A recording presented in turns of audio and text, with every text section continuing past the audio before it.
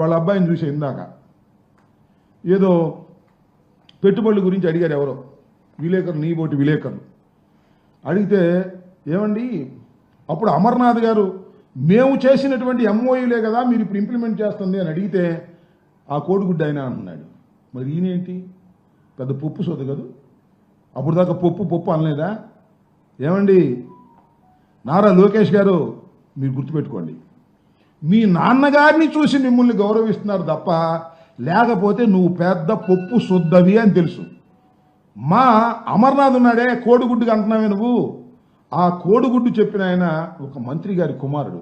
ఆ నాన్నగారు చనిపోయిన తర్వాత కూడా ఈ రాష్ట్రంలో గౌరవం పొందుతున్నాడు. వాళ్ళు నాన్నగారు లేకపోయినా గౌరవం పొందుతున్నటువంటి వ్యక్తి మా అమర్నాథ్ని పట్టుకుని కోడిగుడ్డు అంటావు.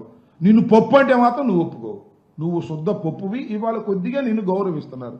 ఎందుకంటే మీ నాన్నగారు నువ్వు చెప్పినట్టే చేస్తున్నారు కాబట్టి, నాకు పదవి కావాలంటే నీకు దండం పెట్టాలి కాబట్టి, నిన్ను గౌరవించాలి కాబట్టి అందరూ నిన్ను గౌరవిస్తున్నారు. ఆ గౌరవం చూసి నిజమని రెచ్చిపోవద్దని కూడా మనవి చేస్తున్నాం.